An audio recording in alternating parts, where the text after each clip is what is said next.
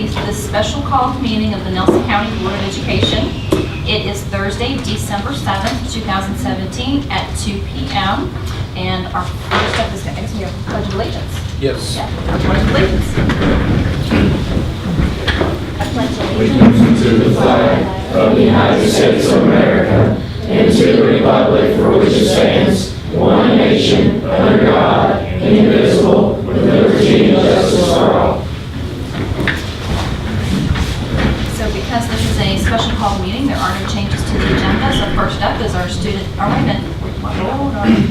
I'm getting ahead of myself. I'm going to do Do our performances. student performance. Okay, so student performance. Ms. Robinson from Old Kentucky Home will be the first up. No, no peace, Hashem, Hashem. Do not know peace, Hashem. Do not know peace, Hashem. Do not know peace, Hashem. Do not know peace, Hashem. Do not know peace, Hashem. Do not know peace, Hashem, Hashem. Do not know peace, Hashem. Do not know peace, Hashem. Do not know peace, Hashem. Do not know peace, Hashem. Do not know peace, Hashem. Do not know peace,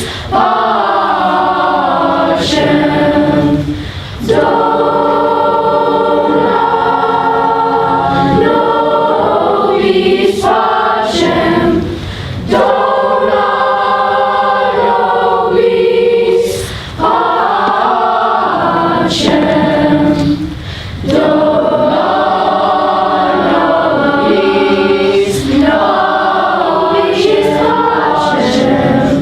peace, Hashem.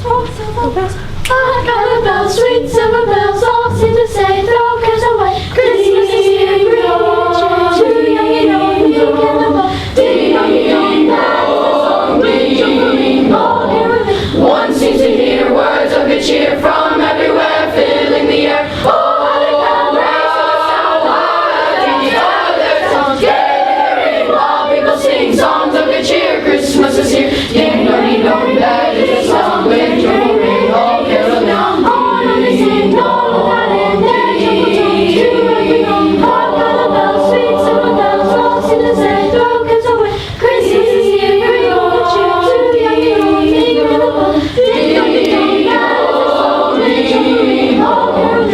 One seems to hear words of good cheer from everywhere, filling the air. Oh, happy are their tongues, gathering while people sing songs of good cheer. Christmas is here, ding dong, that is the song with you ring, all carols on. On they sing, all without end, their jungle tongues to every home. All without end, their jungle tongues to every home. Ding dong, ding dong.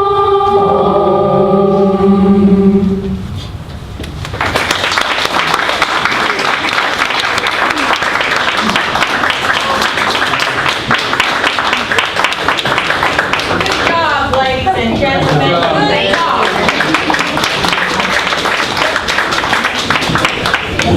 Ms. Robinson? Yes, So sir. I saw a few of them, Mr. So it was Kendall and I think I saw Presley, was it, they were singing in the hallway the other morning at the high school? Yes, sir.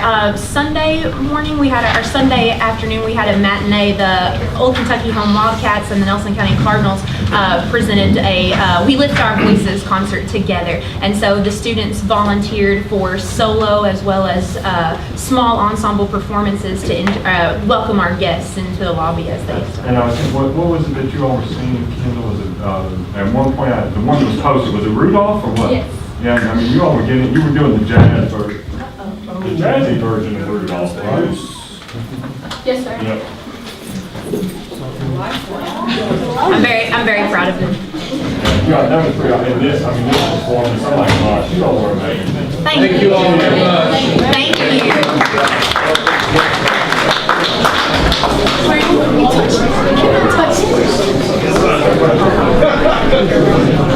The power guy.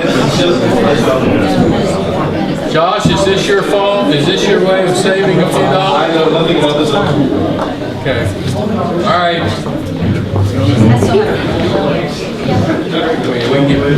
Mr. Rouse, even though we only have emergency lighting, why don't you bring your people up and then tell us a little bit about what's going on here? Okay.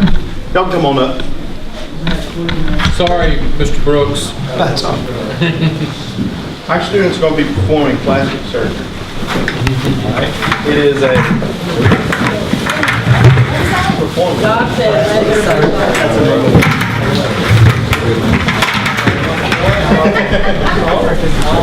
And Mr. McElroy is in charge of it, and he is here with the students. We have a couple of students who are going to be treating this thing down.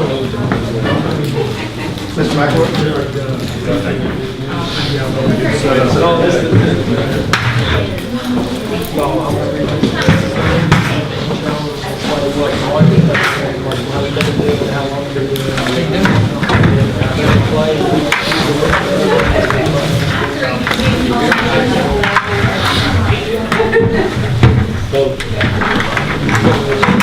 Mr. Mack, the floor is all yours.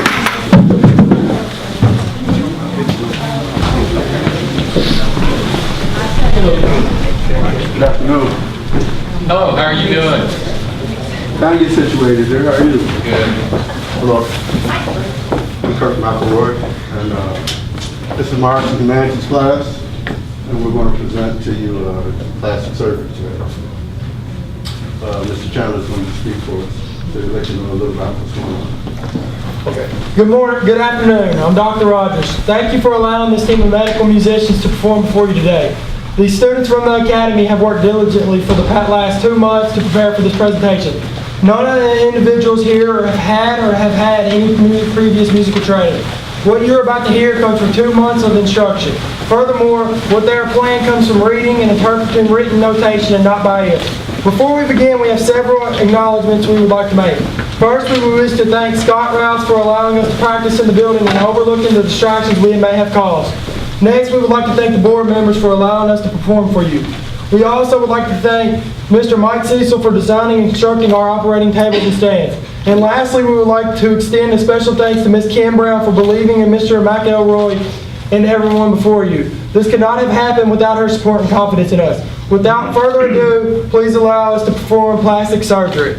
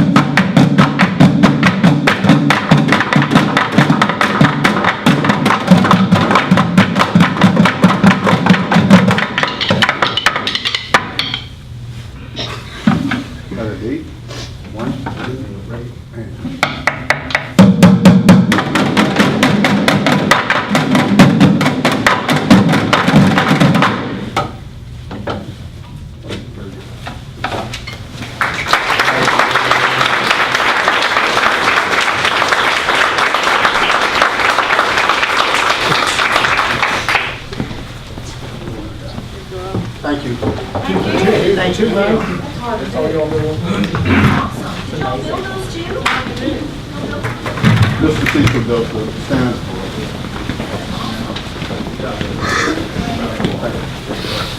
Thank you again, guys. Thank you. Thank you. Mr. Rouse.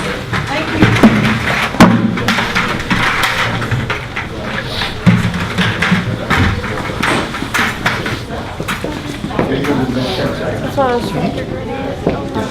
of you.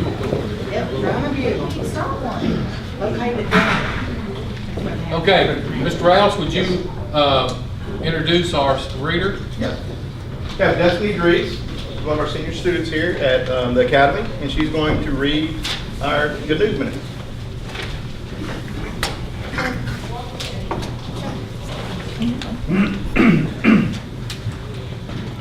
Bluefoot Elementary students competed in the school's conservation poster contest, and 3 students will be moving on to compete at the district level. Aiden Wallace, Kylie Tanner, and Olivia Morris, all of the Bluefoot Elementary students participated in writing letters and making cards for our veterans this year for Project Warren Salute. A Warren Salute partners with McDonald's restaurants of Kentuckian. For every coffee that is purchased, a coffee is given to a veteran free of charge on this day. Students were eager to show their love and support to our veterans by making them a letter or card to read while they drank their coffee.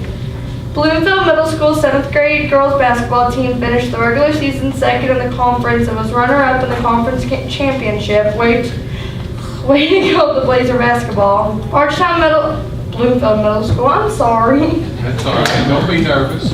Bloomfield Middle School music and band teacher TJ Metcalf received a McDonald's grant to implement into his classroom. TJ Metcalf has been named a MAC grant recipient. He will use the money toward the purchase of several, and help his STLP group learn the code. Boston held their first archery tournament on November 17th and 18th. The team took second place in the overall middle school standings. JT Mattingly took first place in middle school boys. Chase Aids took fourth in the elementary boys. Our concert band performed in Bardstown at Battery Park as part of the Veterans Day celebration. The Boston Theater Company will travel to the Nelson County Early Learning Center to perform Charles Dickens' A Christmas Carol on December 14th. Cox's Creek is using a new writing protocol, and teachers are well underway in implementing this with students. We had a wonderful turnout at our PTO Cookies and Santas event. Cox's Creek's staff are enjoying the 12th day of Christmas to boost our school's culture. 10 Foster Heights girls participated in the Girls on the Run Fall program from September to November. This program promotes girl power and positive self-esteem while the girls are training to run a 5K. The girls proudly completed the 5K at a waterfront park on November 18th. The Early Learning Center continues to grow. We are up to 284 active students. December 11th through the 15th, we will be holding our first Scholastic Book Fair. We are excited to feature texts geared to our age groups. We will be hosting our Santa Night December 12th from 5:30 to 7:30. There will be a craft snack story and a visit with Mrs. Claus December 14th. Mr. Robinson will bring his students to our building for a Christmas concert for both sessions. This is the first and hopefully a new tradition for our students. The students will represent New Haven and Boston Schools community at work. Nelson County High School performed very well at the STLP regionals. 2 NCHS teams advanced to state. Sophomore Cody Arnold qualified as an engineer. The Nelson County High School Ring a Bell team was approached by the Governor's School of Entrepreneurs to send in their ideas. Great job cards. New Haven School Family Resource brought Julia Cook, a children's author, to New Haven. Ms. Cook led a spiritual presentation with our students by reading sections from a book and talking about life lessons. Ms. Cook engaged the students and kept them focused. The 11 days of caretaking has kicked off the holiday season at the Thomas Nelson House. Stewards have been leading annual rituals and traditions that reinforce house care and connect family buildings while inspiring support for each other. Nelson County ATC hosted its fall advisory council at the ATC. 70 stakeholders, including students, parents, business and industry leaders, and community members attended. It was a large number ever to attend an advisory meeting and shows how interested our community is in guiding the school. The pre-nursing students got to take the field trip to the Kentucky Science Museum to watch a live stream of an open heart surgery at the UFL hospital. The items that were on display for the Board of Education in November are now showcased in Frankfort at the Kentucky Department of Education building.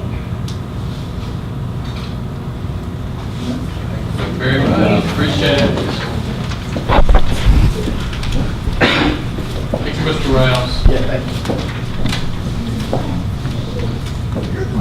Next, Ms. Chenault. Yes, so we have two recognitions that we want to, unless the other one snuck in, that we want to recognize today for receiving their Google certification. And both of these ladies have absolutely rocked it. I'm like, you guys have got to come over for the 2 o'clock meeting, because if we wait till January, there's a chance you may have your trainer badge, and so we've got to get you recognized for level 1 and 2. So Tanya Jury, which you guys know is the principal at Nelson County High School, you can come on up. She has earned her level 1 and level 2 badge within a month and a half. I mean, it's pretty amazing. And she is working on her trainer, being a Google trainer as well, and plans to submit that into December. Plans? Next weekend, yeah. Yeah. Oh, there you go. See, on fire right there. And so we congratulate her for all her hard work, and in addition to being a brand new principal, she is definitely rocking it and being a great leader for her staff. And then Jessica Sparrow, you have seen up here before because she was recognized as level 1 certified. She has now become level 2 certified. And so also from Nelson County High School. And so we just want to celebrate these ladies for the great jobs they're doing and being a role model for our students and for other staff.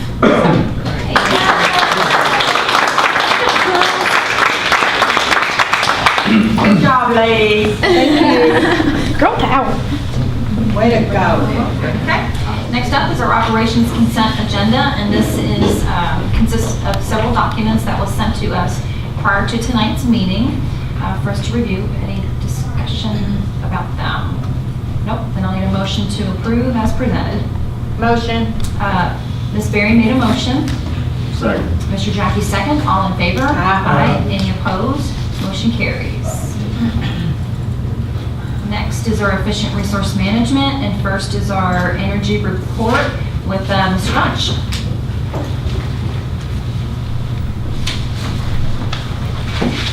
Good afternoon, folks. I could tell that you knew I was coming today. You were nice enough to turn all the lights off for a few minutes. I appreciate that. We'll have those numbers for you on what we saved at the end of the meeting. Just kidding. So, just wanted to outline a few things for you guys this afternoon. I've been doing this job now for right around 5 months and started with this much knowledge, and so now I've got that much knowledge, and I'm getting there. But I wanted to start just like we began this meeting with positive things to celebrate. Wanted to put some good news in front of you. So over the past 10 years, obviously over which I can take no credit, the energy program has yielded $5.4 million in avoided costs. Now let me break down that language just for a minute. It's pretty simple. It's just pretty much what it sounds like. How much money would we have spent in a particular year had we not made any changes? So there's a lots of calculations that go into that, but over the span of about 10 years, we're looking at $5.4 million. Our cost avoidance in 2016 compared to 2006 is 38%, which is obviously significant. Now, there's another term, the Energy Usage Index. So basically, they convert all the energy into one format divided by the square footage is basically what they do, and we get ranked inside the state. We just found out that for this past year, we were 3rd in the state. The national average for EUI is around 73, and we are under 40 right now. I think we're like 33.6 is what it is. So pretty huge difference there. The initial investment was Synergistics, which is a group of consultants related to energy management. The district several years back made a pretty sizable investment dollar-wise into that. Part of the strategy there was that we would then have them as consultants basically for the lifetime of the agreement at no additional charge, and that continues to pay off for us.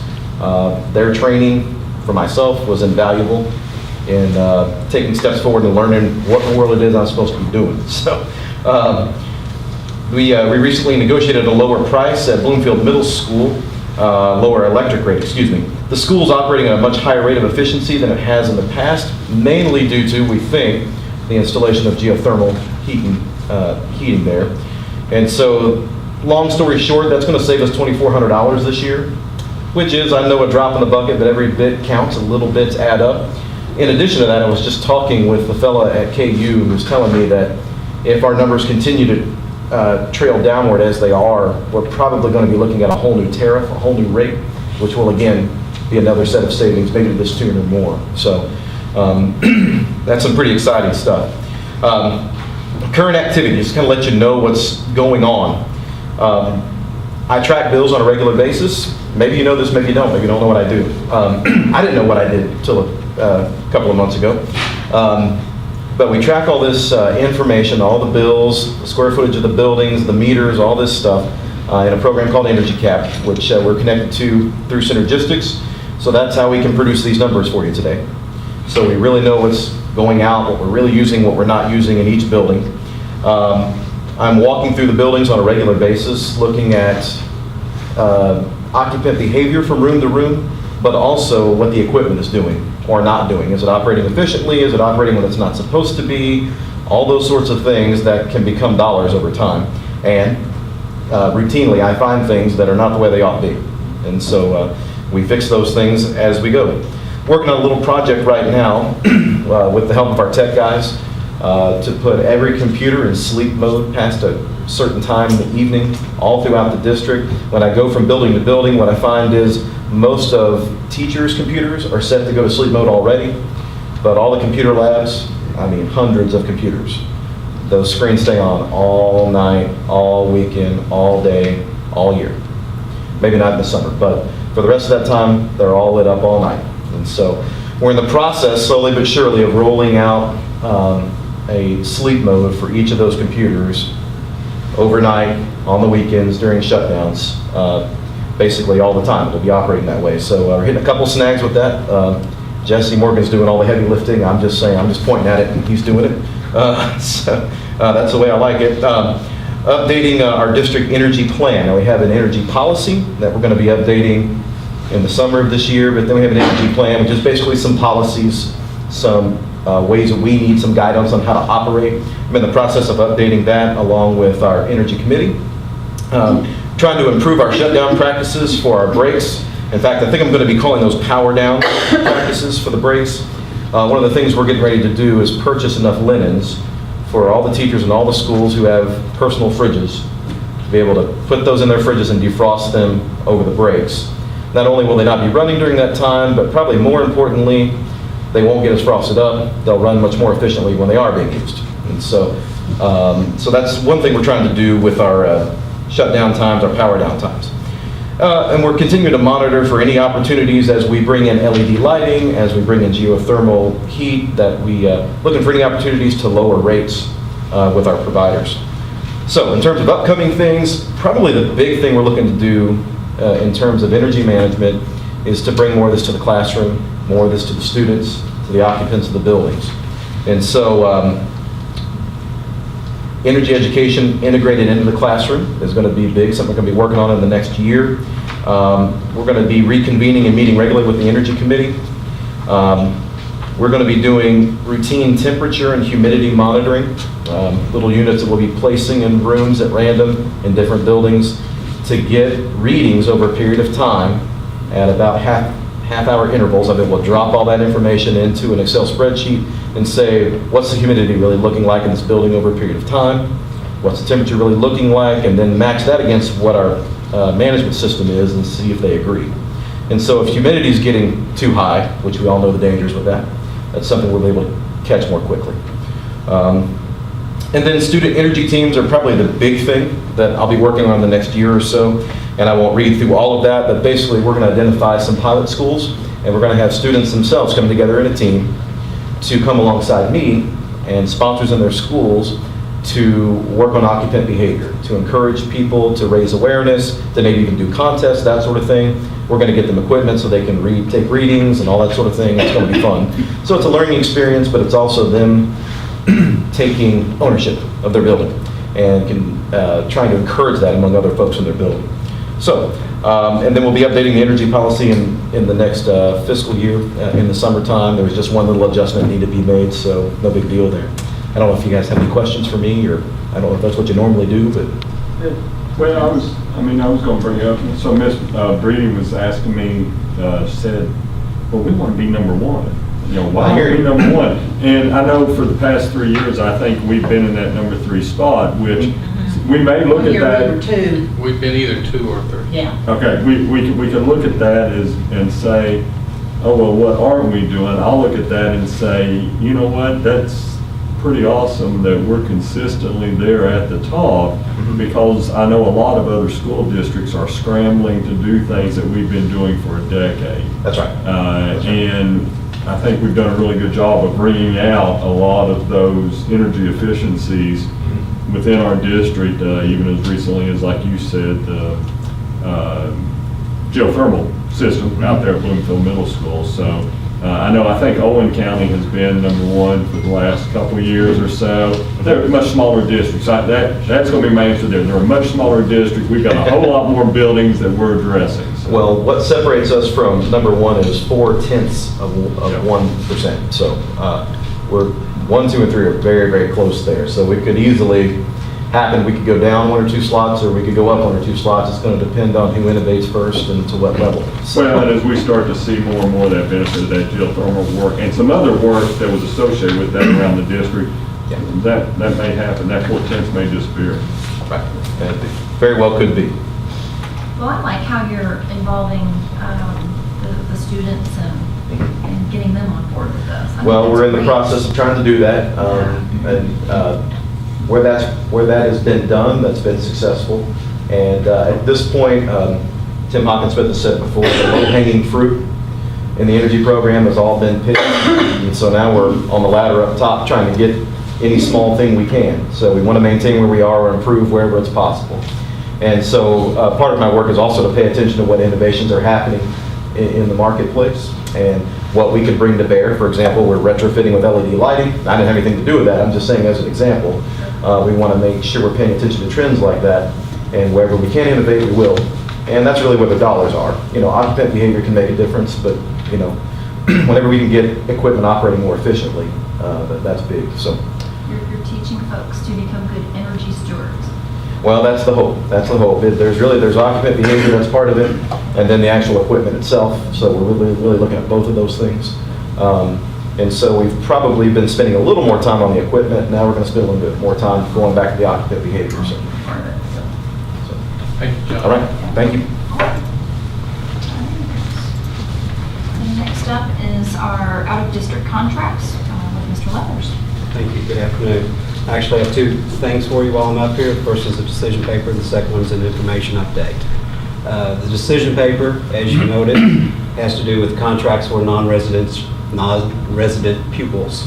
In order to receive state transportation attendance funding for non-resident pupils, a reciprocal contract must be completed between districts concerned. So the Kentucky Department of Education has stipulated the contracts for 18-19 school year be approved. And that's what I'm here for. What you would have is a listing of the different school districts that will be looking for reciprocal agreements. There'll be 2 copies of each contract from that school. I think Spencer County has 3. And then we'll have 2 contracts for our own. When they're all signed, 1 copy will go back to them of their contract and our contract, and we'll keep 1 copy of their contract and 1 copy of our contract. I'm sorry. Carl, would you mind coming over here and getting my words, please, so I can see what's on this? When it shut down. It shut me down, and I can't get it up. Please? Because Because my question is,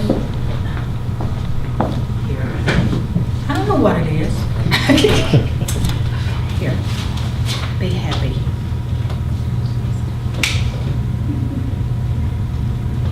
It does, Robbie, that says Elizabethtown, doesn't it?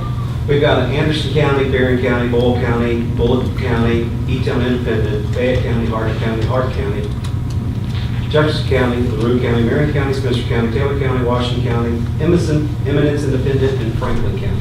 Okay. Because you know what I was gonna ask about the contract for Barstown. The Barstown contract will not be on here because we have a standing contract that also meets the KRS standard. We have to have a standard. And when does that go out? How far are we talking about here? 2020? I think it was over 15 years. It was either 12 or 13, if I remember Yeah. right. And so We're about two. we're only into a couple years of it, so we're talking probably another 10 years before that one's up. Okay, because I just want to make sure everything's where it needs to be. Yes, Barstown's not on here for that very reason. These are standard one-year contracts. We have an existing contract with Barstown that's over multiple years, and that also meets KRS requirements. Okay, students from all of these counties? Yes. Yes. Or reverse? Yes, so that could be people coming to us, could, know. the involvement of maybe teachers working in another district and their students has gone to them. Yeah, mostly it's people who work here that bring them, or people from here that work like in Eminence. Gotcha. The two maybe exceptions on there would be Jefferson County and Barron County. Both of those are E-schools, Battle and Jefferson County. I was wondering about that. Yes. Whenever because Barron is a long haul Yes. from here either direction. That's so, the and I think, two areas with the main. yeah, I think that's a key point to make on this is that, because a lot of times we think, well, people are traveling one direction or the other. Barron has their Babel and Jefferson has their E-school as well. So it could very well be we've got students in our district that are receiving maybe some sort of advanced classes. It could be that they are not in the school building physically here in the district all day long, every day, and they're doing some of their work through a e-learning type of environment too, which is huge. I mean, Barron County's been around forever, it seems like. So. Multiple years, many years, Jefferson County as well.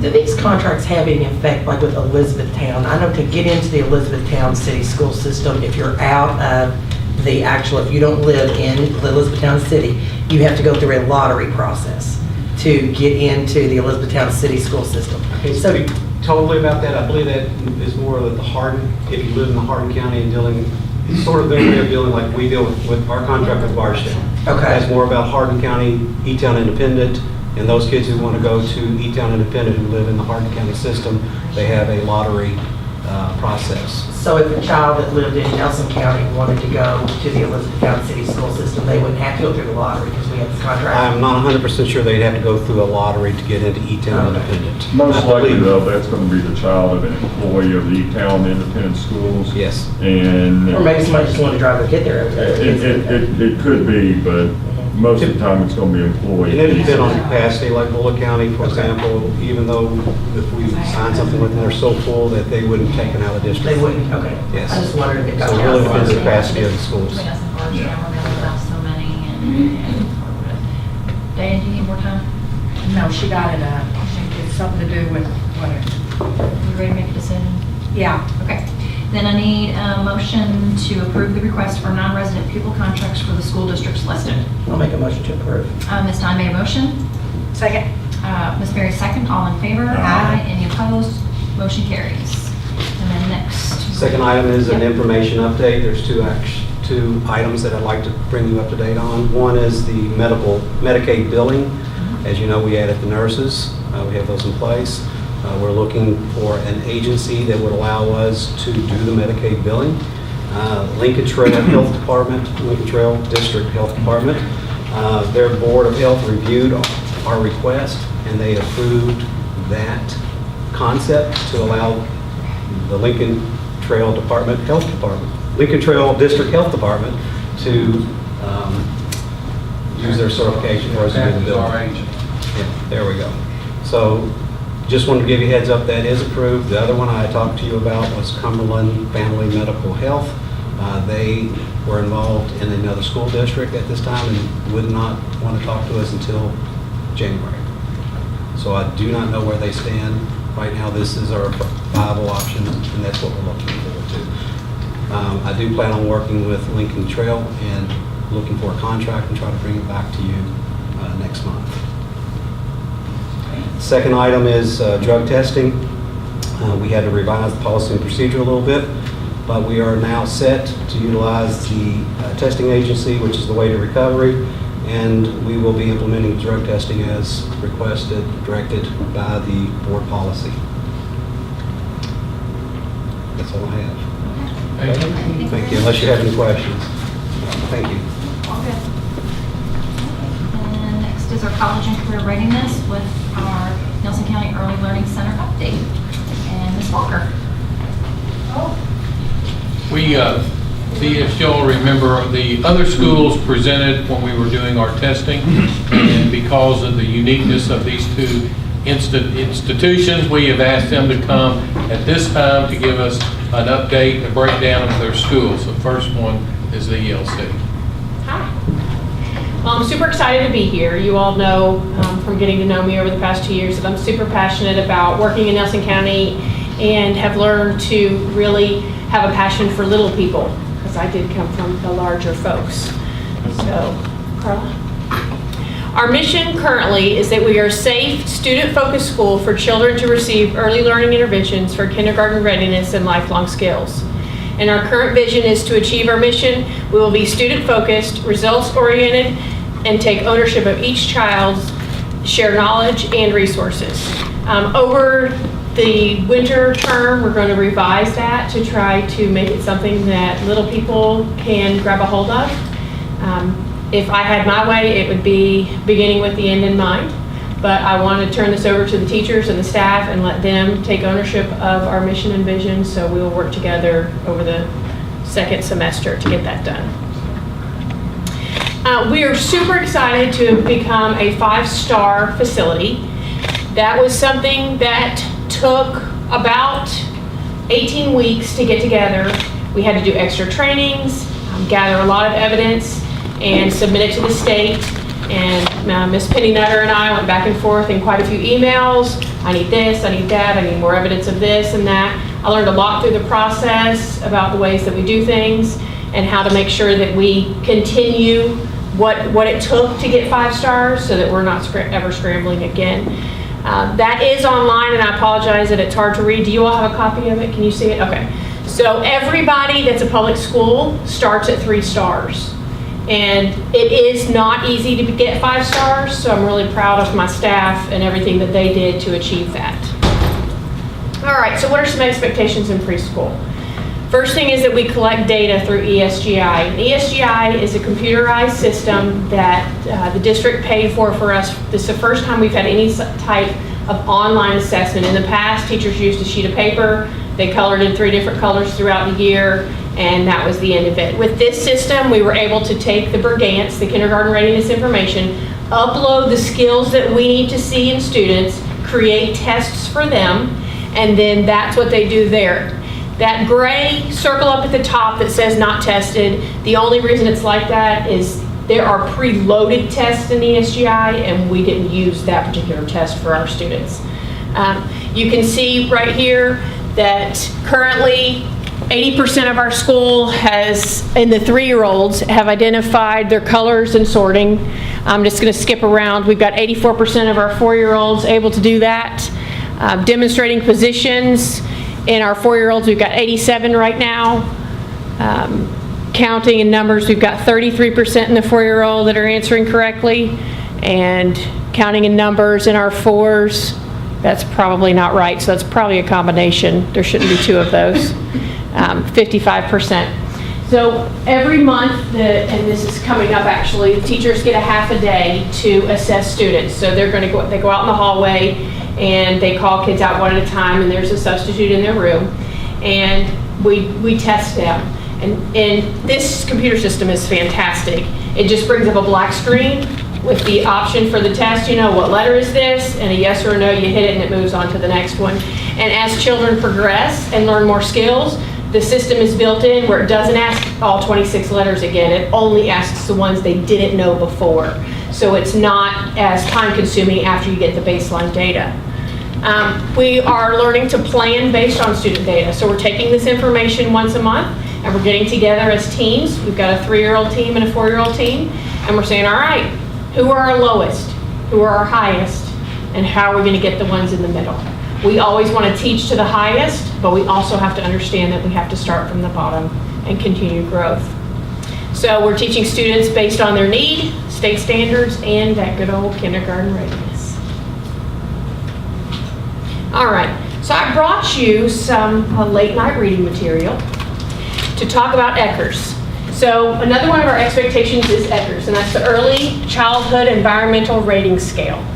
And it was developed by a lady, I believe she lives in New York State, and our state adopted it. There are 35 areas that preschool is assessed on. And a bunch of the areas, or quite a few of them, if you don't meet one, you get knocked down in multiple others. So I listed just a few here, and then after talking with Anne-Marie, we thought it might be a good idea for you to just see all of it. Just see everything that we get to do. Preschool is a unique situation because everything that we do, down to washing our hands, is regulated. If a teacher misses 1 minute of that 30-minute gross motor, it's a deduction in points. And we are in our ECHRS year, so every 5 years they come and assess us, and this is our turn. This is our year. They get 60 minutes of center time for student exploration. So that center time is where we have about 12 different centers open every day for students, from water, sand, math, music, dramatic play, blocks, science, writing, library, quiet time, listening center. There's a lot going on every day. So that's another area. If 1 minute is not tacked on to that, if they stop at 59 minutes instead of 60, that's another deduction. We have to have space for privacy within the room. We have to make sure that we're doing higher order questioning. We've got to read a book, at least 2 a day. Hand washing and toileting, those are all regulated. We have pictures, samples on every single sink, and every toilet has a picture of how to go to the bathroom. We have to sanitize tables, so our cafeteria goes through more than 40 towels a day because you have to sanitize the table twice. You have to do it once with soap and water, wipe it down with 1 towel, do it again with bleach water, but that has to sit on the table for a solid 2 minutes before they can wipe it off, wipe it down with another clean towel. And I serve 2 meals a day. So we're going through a lot of towels. Number of blocks. Every single classroom has to have a minimum of 109 blocks per center. And when ECHRS comes, they have to count every single block. Diversity in photos, books, dolls, dress-up outfits, and food. So we have to have multiple dress-up outfits, lots of different kinds of food. We have dolls of every ethnicity, and books, photos all throughout the classroom. Diversity can be something like a female scientist would be something considered diverse, as well as race or ethnicity. And we have to make sure that we're doing math throughout the day, plus all those other goodies for when you don't have anything else to do and you want to look through it. All right, so what are we good at? We are good because we have a dedicated staff, and they are dedicated to providing our littlest students with a 5-star start. We're the beginning. We've got to give that good customer service. We got to make sure we're getting as many kindergarten ready. And even if they don't come across as kindergarten ready, I can guarantee you they're a whole lot better when they finish than when they came in and started. We get a lot of kids that have needs. A good majority of our students have never been anywhere but with mom. So we give them lots of rich experiences. All right, steady growth. So when I started here in 2015, we started in August with 149 students in the building. In 2016, we went up to 207. And in 2017-18, we started at 245. We're at 284. And before I came here today, I talked to 2 parents and talked them into starting their kid, 1 tomorrow, 1 on Monday. I don't let any grass grow under anybody's feet. If you call me, I got a reason they need to be here tomorrow. Well, this one mother wanted to wait till January. I said, oh, no, no, no, no. Next week we've got a concert, we've got Christmas parties, we've got the Polar Express. You've got to be here. She's going to be here on Monday. So, go ahead. Some more strengths. We are a leader in eSchool, and it is helping to change our culture. We talk about the first 3 habits for happy kids: being proactive, putting first things first, and beginning with the end in mind. And we use those a lot. One of our greatest joys is when a little 3-year-old walks down the hall using the hallway procedures and expectations and tells the teacher, I'm being proactive. So we truly do teach what these expectations are. Daily routine and classroom celebrations such as bucket fillers. All of our staff have little metal buckets that they decorated so that we can fill each other's buckets with positive affirmations, and students can earn bucket rewards in the individual classrooms. We did give our teachers some increased planning. Those of you who are not aware, we run 2 sessions a day. First one's at 8:20, the ends at 11:20. Previously, the next session started at 12 and ended at 3. They had enough time to use the restroom, eat some lunch, and get started again. So we have expanded the center time the middle of the day because there is a regulation that says they have to have time to set up for the next session. So we go 11:20 now, and then we're done. We don't start back until 12:25. Teachers eat from 11:35 to 12. They have 20 minutes to kind of get the class ready for the next session. Then we go to 3:25. They go 5 days a week. So they did not have a set time to do lesson planning. They didn't get a planning period necessarily. So the district has been generous in giving them 1 full day a month to plan and that half a day a month for assessment. So in October, I'm going to do my morning session, but then in November, I'm going to do my afternoon session. So every 8 weeks, the parents should be getting some sort of information about how their child is doing towards kindergarten readiness. And that ESGI system prints out a personalized letter for the families that says, your child has mastered all of these, but needs help with these. So it's fantastic. The teacher just hits print and goes on. Our family engagement night is very strong. We had over 50% involvement. When we have a family engagement night, we provide a literacy activity, crafts, healthy snacks, and a parent education. And our next one is not December 13th. It is December 12th. I apologize. From 5:30 to 7:30. Santa will be there, and we'll have lots of good things going on. Another strength that we have is our watchdogs. We started watchdogs 2 years ago, and I'll be honest, the first year it was quite weak. But last year it grew a little bit, and this year that's 4 dads. We've had probably 6 or 8 since that photo was taken. And it's a really great experience. I had a father at the August activity stand in front of all the rest of the dads and tell them, I had no idea what preschool was like. He said it is amazing. He couldn't do all that his son could do, and he encouraged a lot of other dads during that evening. The only requirement is that you go through and get a background check, and you have to wear the watchdog shirt so that everybody in the building knows who you are. They come and they spend the entire session with their child. They do gross motor time and meal with their child, and then they're sprinkled throughout the rest of the building to support other kids.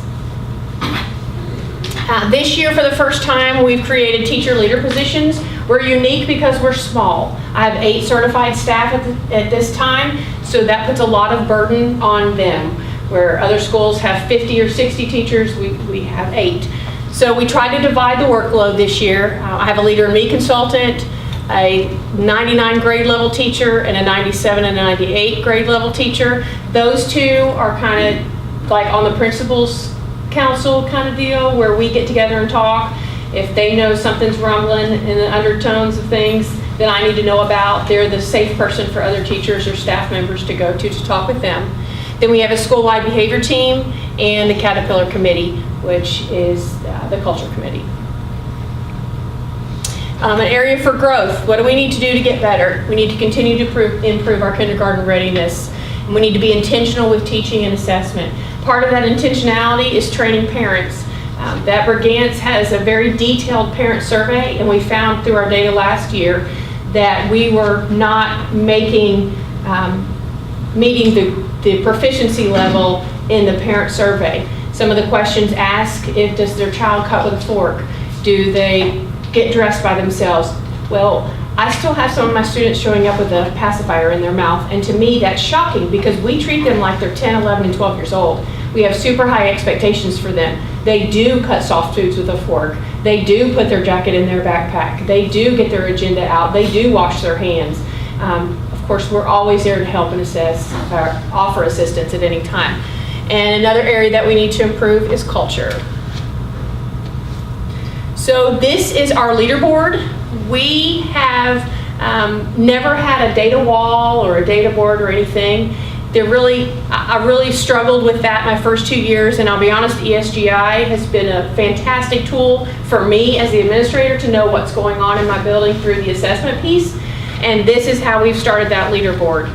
So each color represents a different subject area for us, and so each teacher has 8 dots that have the little caterpillar in the middle, and they're hopefully going to move along the line and get as close to 95% as possible. I think the most exciting piece for me was the day that I finished it. I had 2 teachers sitting on the floor across from it trying to figure it out. And then I had one say, I haven't gotten all my data in. I said, then go. So I'm going to update that about every 2 months to give them time to get data in there. And so what is our commitment to growth? We're committed to stay focused to improve culture. Something that I learned at the principals meeting just Tuesday, I implemented yesterday. So we now have a hump day happiness cart that's going to visit every staff member on Wednesdays. I would really like if somebody in the room could get me donated one of them little mini carts from Kroger. That's what I'd really like to decorate it up. But right now I've just got a custodial cart. And we deliver treats to them on Wednesday, and I will do that every Wednesday now throughout the school year. We are doing different activities, different potlucks and things like that, recognizing staff member of the month and stuff to keep that culture in the right direction. Males in preschool, little boys are not making the growth that we would like them to make. That is our 30, 60, 90-day plan for the rest of the school year, is to focus on our little guys and see what we need to do. Our first plan for that, we've read some different articles. Teachers broke them down to find strategies. When we meet again in January, we will find 5 boys in the AM and 5 boys in the PM, and we will target them with those specific strategies and see if we can't move them along. Involve parents every 8 weeks on that progress through that ESGI letter. Anytime they want to meet, we're always open to conferences and things. And then to continue to improve our planning process. So every time we get together, we seem to do it a little bit better than we did the last time. What I like about Google Docs is it's in there and it's live, and as we grow and learn more things, we're able to adjust it and mature our planning process. Do y'all have any questions? I have one question. Yes, ma'am. So you said that their planning period, they get 1 hour a month? No, they get a day. They get a day, 1 day a month. Just 1 day. They didn't get that last year. They didn't get that. Why? Yeah, why? Because we chose to be a 5-day, or the district chose to be a 5-day preschool. And, the good old contract hours are 8 to 4. I can't fit 2 3-hour sessions in any other way and give teachers planning time. Normally, they're 4 days. All districts in the state, except for 3, us being one, are 4-day-a-week preschools. 4-day week. And so on that 5th day, that's when teachers have IEP meetings and do home visits, because 2 home visits a year are required per student, and do their planning and sanitizing and cleaning and all of that good stuff. That's more required in Eckers. Now, the big question, Yes. if things go as our governor thinks they will go, or hopefully to go. Now, this was what we were told last week, that kindergarten, early learning centers such as ours, may have no choice but to go to 4 days. I'm just saying. Here's what that's I'm going to we tell said. you. Here's what Holly's going to tell you on a personal level. I came from high school, okay? We didn't say when we were, and I came from E-Town High School. We didn't say when we were leaving, if a faculty meeting went to 5:30, we worked it. We didn't say anything, but I got a planning period. It wasn't always what I wanted, and it wasn't always, like, I didn't choose it every day, you know, things were scheduled and whatever. So I didn't really understand their deal about the 4th day, but I will tell you that those ladies worked their tails off. And there are a lot of requirements. Okay, this isn't even state standards. This has nothing to do with Brigance or anything like that. This is just one more piece to the puzzle. A very important piece, and it complements teaching, and it's good for kids. I'm not knocking it at all. It's just one large piece. That day every week, I think, is valuable for staff. I don't think it needs to be just do whatever you want. I think it needs to be a structured day and have the same expectations that all employees have and whatever. Why can't you change it? Hey, I went into it, I don't know. I mean, do we have the ability to do that? Who all made the decision? Well, Todd, Somebody did it, the Nelson County Board made that decision. decision to have 5 days. So, I mean, it's one of those that, I mean, I would, that, so listening to you, I mean, because one of the questions I had would be, it's two-part. One, what would be your recommendation? And then two, do you also, which sounds like the 4-day week. The second half being, if you believe, your staff believe that everything that is expected of preschool learning, like you said, the dog father that said, I didn't know that this was all that, because a lot of times people think, well, preschool is daycare. That is Absolutely. not what it is. I'm gonna tell at all. you, you want to ruffle my feathers, you call preschool daycare. So, you know, and this again, this wouldn't be necessarily the question to answer now, but it's the question to ponder, because I don't know whether you would you recommend that there be changes made mid-year versus making No. the changes at the start of a year? So maybe over that second half of this academic year, you know, looking at how that change could have impact, both positive and negative. Can all of the needs still be met with a 4-day? We gain that piece of having the 5th day for the staff, which obviously. And here's we something think else is too, critical. not to interrupt you, but when there's trainings, statewide trainings for preschool, they're always on Fridays. So we have to get subs. Because 99% of the states, or the districts in the All but 3 state- districts. Yeah, are, yeah. Well, we got the power to change it, right? Yes, ma'am, we do. Can you put something together?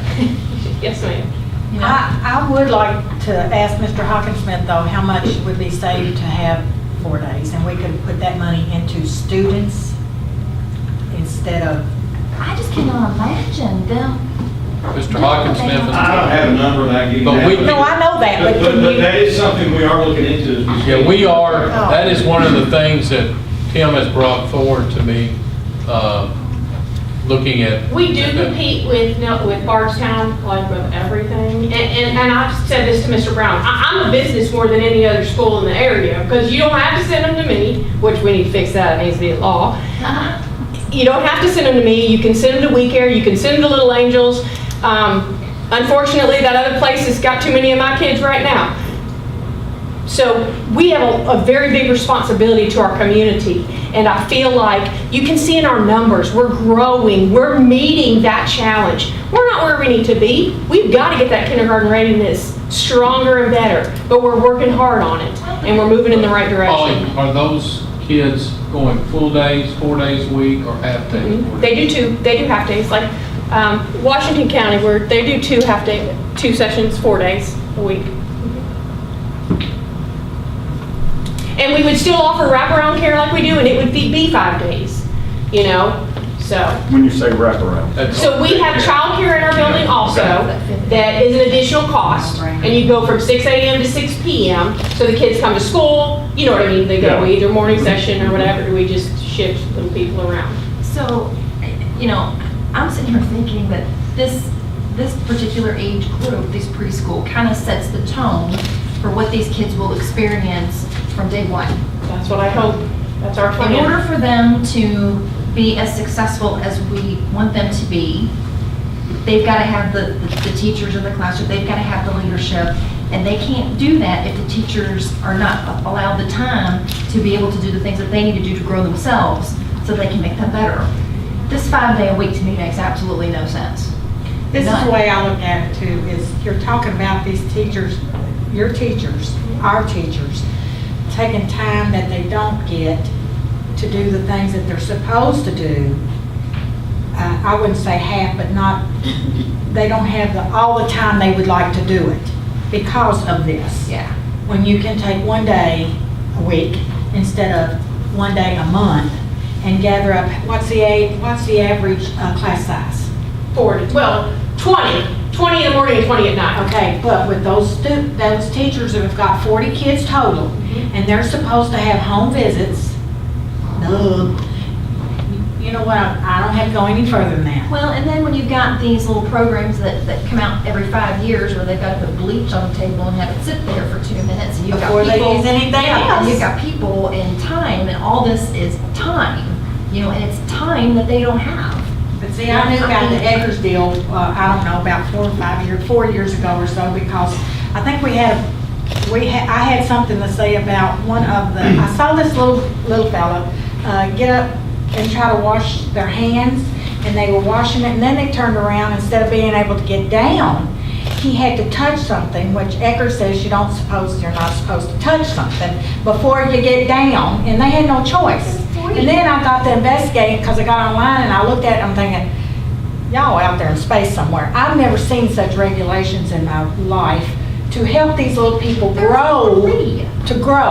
I just want you all to know in your heart of hearts that preschool is the bomb, and it's amazing, and what these ladies do, and I'm telling you, we treat them like they're 10, 11, and 12 years old. It's incredible.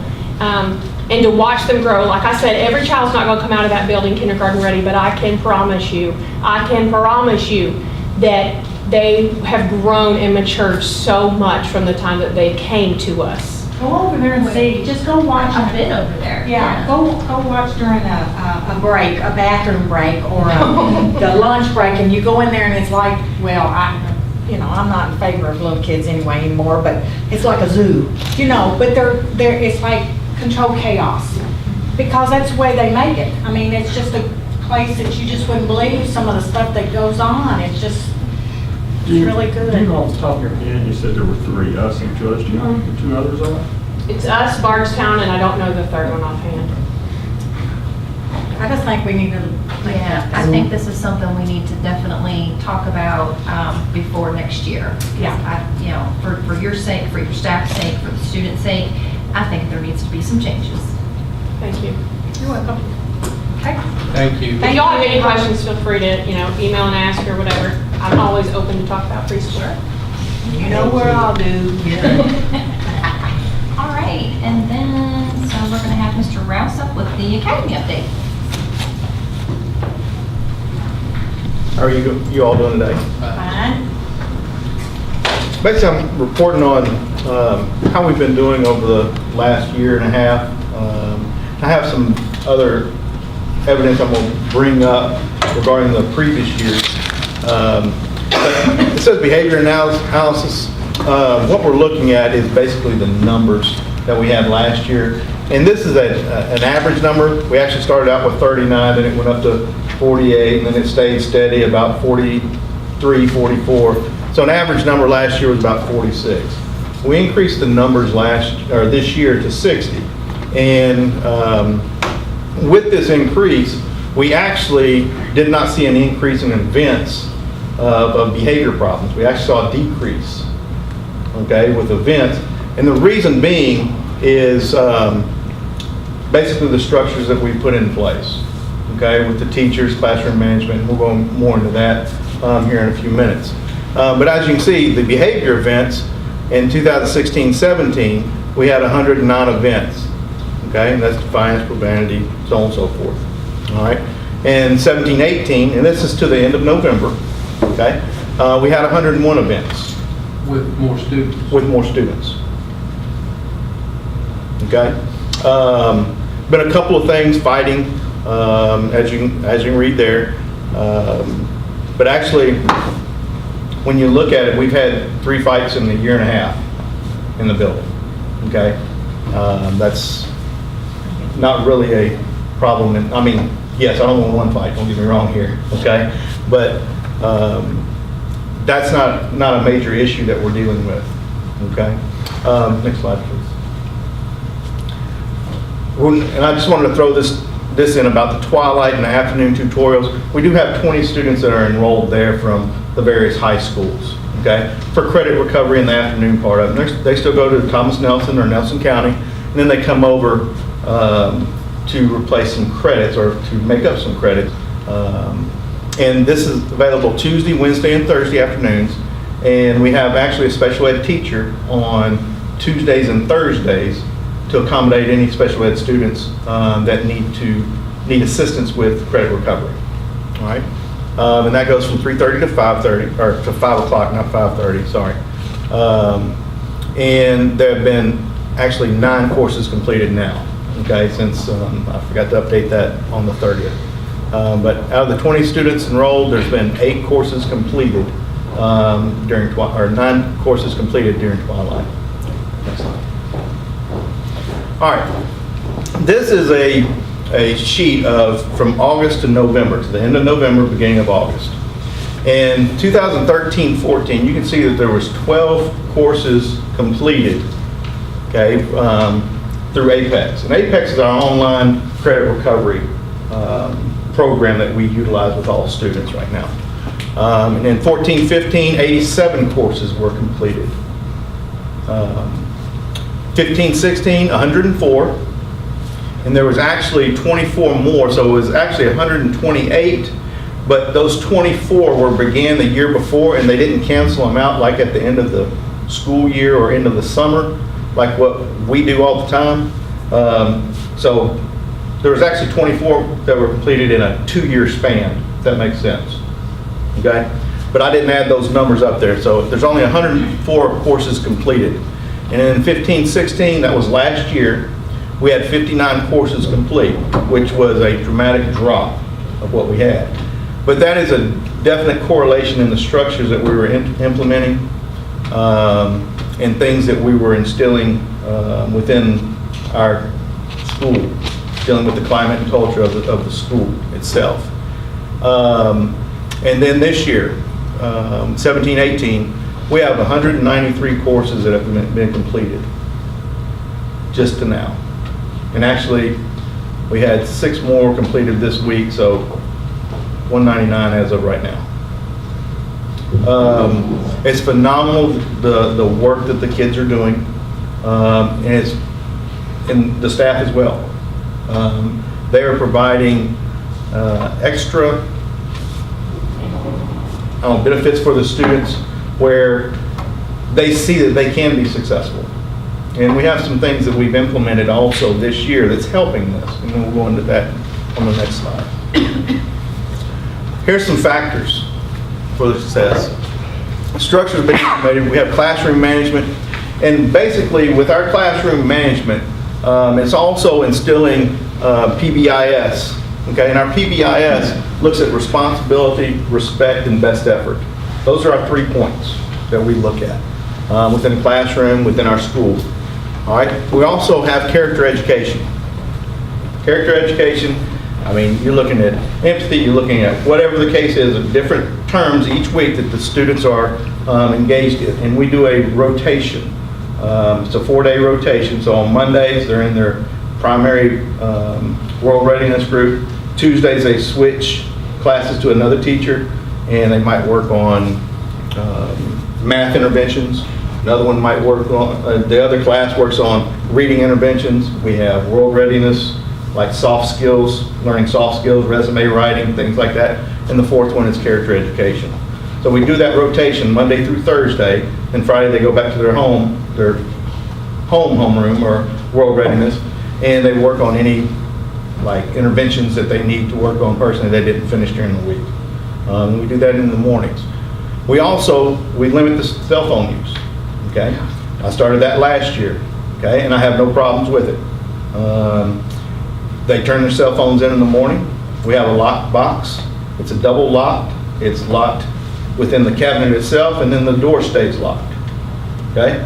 I have no problems with doing this. I had a lot of questions, we'll just put it that way, initially when I did this last year. But I wasn't having it. I mean, it was one of those things, they were here to recover credits. They were too busy about seeing what's going on social media. Well, we didn't have any time for that. We got to get credits up. So I put that in last year, and it's working very well.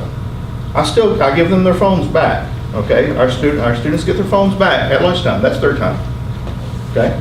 That's their time. They have 30 minutes, basically 25 to 30 minutes, where they can utilize their phones, catch up on things, whatever the case is. After lunch, they put them back up. Haven't had any problems with it, okay? I think that's also a key to how we are performing this year and also towards the end of last year. Threshold also. We meet the students in the hallways, okay, at the doors, in between classes. So we see what's going on. We basically talk with them as they walk through the door, see what type of moods they're in, try to accommodate what we need to out in the hallway. If there's an issue, then we have the rest of them go in, and I'll come down and talk with them while the teacher goes ahead. But that is key. That is one of the key points that we have to do, and that's why we're seeing the improvements that we're seeing. PBIS, that's something that we talked about in our LPLC meeting on Tuesday, that we're implementing district-wide, correct? And we actually implemented that this summer. And basically that's positive behavior interventions and systems. And we've already done this. We have a records wall that we'll show a picture of here in a little bit. And it is infectious, I'll just put it that way. The students want to see their names on this record board. Record board, the only way your name can get on there is if you complete a course. And then it's posted. I've got to get a new bulletin board because it's full. I mean, in truth, we've got 190, and it's going all around the edges now, okay? But there's 196, I do believe, on the record board right now, okay? We do monthly celebrations for the students that complete a course, okay? It's moving up to 2 courses for December and January. They have to complete 2 courses to be involved with this celebration. And 2 Apex courses, so we're talking about a half credit each. Okay? They complete that, they're involved in the celebration. And in fact, we have a celebration going on tomorrow with 38 students going to be involved with completing a credit in the month of November. So they love it, they're looking forward to it, and I mean, it's how we celebrate them. Okay? Our teachers love it. We're actually bringing things in for the celebration. My staff has volunteered, hey, we're going to bring this in for the celebration so the kids can do this. Great, it's awesome. These monthly celebrations, they're going full blast with it. I've got one student that has completed 20 classes since August 30th. She enrolled August 30th, and she has completed 20 classes. We also do weekly attendance recognition. Weekly attendance recognition, that's done during lunchtime, and we also do upstanding students and rewards. Upstanding students, they can get cards for doing outstanding things within the classroom, helping a teacher, or whatever the case is, helping another student in time of need. They can get an upstanding student card, and it goes in a it's actually a pumpkin, and we draw names out of the pumpkin on Thursday afternoon. So we just had that during lunch on Thursday. Okay. This is our achievement board. Those are actually, as I know I remember, but you remember the phonographs, the records? Okay, that's what it is. They're like, what are those? They're like CDs, we'll just put it that way. But their names are around there. Okay, it's hard to see, but their names are around there. And then if their name is up there, I go out and purchase like those little icy pops, that you get in the freezers. I go out and purchase those. And if they've got a record on there, we put a sticker on it once we get them icy pop. So they're like, hey, where's my icy pop? But it's one of those things where we're celebrating. We've got to celebrate the successes because they're over here because they're behind on credits. Honestly, they're behind on credits, and that's what our school is about. Catching up on the credits from the academy, okay? And we've done a phenomenal job. I say we, the students and the teachers and the staff have done a phenomenal job, and I can't give them enough praise. Next. And here's the people that are responsible for the success. On the right are the teachers and instructional assistants. On the left, you have Mr. Cecil, he's in our in-school suspension. Ms. Durbin, she's our cafeteria person. Tim Hinton, he is our custodian. And the list goes on.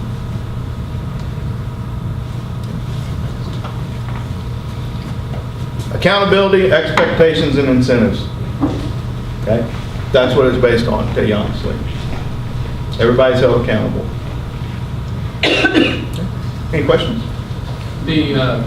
For you, just so you all understand, when he says a class, that's actually what we consider a semester. A semester. And so to take 2 classes would be a whole course for a year.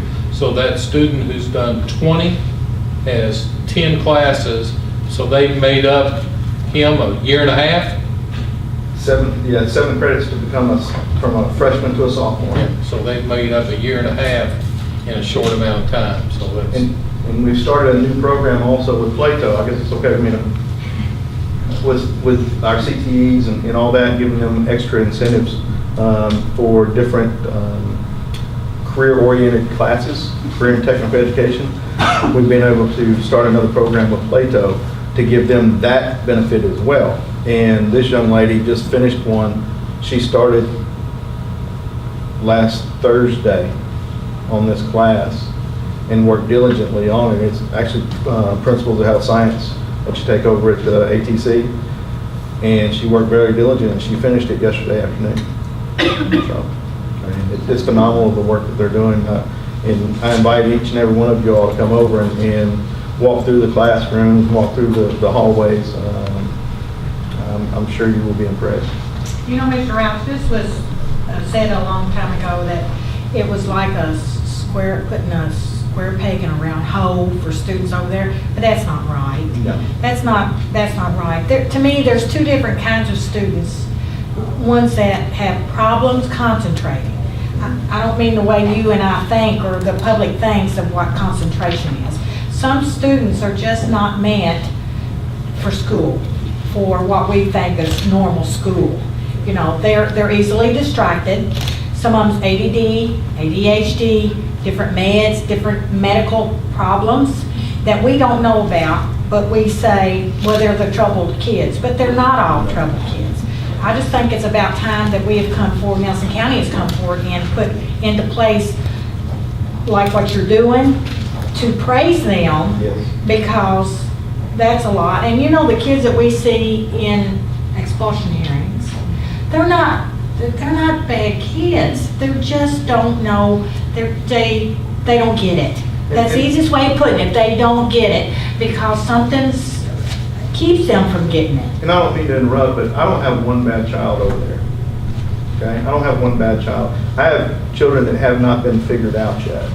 Yes. Okay? And that's my job, and that's what our teacher's job is to figure out what the niche is that keeps them going, or gets them to learn. That's my job.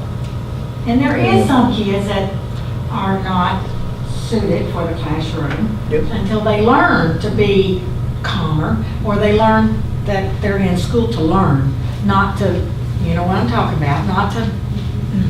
And we have that. I mean, if I We've got them. Everybody's got them. If I need to take care of a discipline issue or anything like that, that's why we have Mr. Cecil in place. Yes, and I'm thankful for that too, because I hear that's going really well, and It is. there's been a big deduction. He's doing an excellent job. He's doing an excellent job. Good. And so is Mr. Pearson. I'm Mr. glad. Pearson's doing an excellent job as well. Because if kids are held to expectation, this is the way it's going to be, then they will learn that this is the way it's going to be. You know, that you are supposed to go to school and do your thing, behave yourself, and there are consequences. So I appreciate you, and I appreciate all your staff and it's a hard job. Well, teaching's a hard job, but what you all do over there, it's a hard job. We have great students, don't get me wrong. I mean, Yes, every you one of the do. students that came through here, I mean, they're mine. They're Just my don't own. get it yet, I mean, but they will. They're figuring it out. They're figuring it out. They've got to. They're process growing. things They're differently. kids. Exactly. Yeah. They're just in that age frame where they're trying to figure things Well, I out. thought that was amazing. I mean, just. Oh, I know, the beat, And what Mr. Mack has done with them, in the limited time he's had over it's been like 2 months, but it's only been like maybe an hour, 2 hours every week, something like that during the class where he can get them together. I So- could see them doing like a halftime at like one of the basketball games or something. They do, But they're fun. It's. and they enjoyed it. I mean. Well, you can tell that because the guys, you don't get guys to do that, you know. They really thought it, because my background's in health sciences anyways. I'm an athletic trainer also. So when we started talking about, Mr. Mack was saying, hey, we're gonna do this thing called plastic surgery. I was like, I'm gonna get y'all some gowns. So it's one of those things where they were really excited about it. And plus, some of them are real shy. I mean, you wouldn't notice it there, but they have their faces covered, so you couldn't, and that helped them. And But they did an excellent job. I thought they did too. I really did. Yeah, you did a great job. Thank you, Mr. Thank you. Yeah. Thank you all. Alright, and next up is the associate's degree diploma track with Ms. Brown. Good afternoon. Several months ago, you asked for us to look into this, and so that's what we're doing today. This is your first view of what's to come. I met with the provost at ECTC, Dr. Sturgill, and we brought our proposed Nelson County Schools requirements to them. They were very anxious to get to work with us because these requirements are more stringent than their ECTC requirements, so we are in a pilot program with them. This is the first public knowledge of these requirements, so I will be working with a committee from the schools. I'm meeting with the counselors on Tuesday. Then I will also meet with the community and have some community input on this, but I wanted you to be in at the beginning on every step of the way, and I will bring updates to you as they occur. So when we look at our proposed Nelson County requirements, the student must complete the 9th grade. They must begin coursework for their associate in science or associate in arts in the summer of the 9th grade. They don't have to, but that's the most likely time that they will be able to get all the courses in to achieve that associate's degree. If they want to wait until their 10th grade, 11th grade, or so on, then we're happy for them to do that. However, to get the best and best time frame, they will need to start in the summer of their 9th grade. They will need to hold a 3.0 GPA. They will need to have completed the ACT at least once. That usually occurs for many of our students in the 7th grade with the Duke Talent Search. They must meet all ACT benchmarks, and that is to score an 18 in English, a 20 in reading, and a 22 in mathematics. They must be willing to take dual credit or advanced placement courses, face-to-face and blended coursework, online coursework, summer coursework, and intersession coursework takes place in May and December. So they just must be willing to do that in order to get their coursework all accomplished for this program.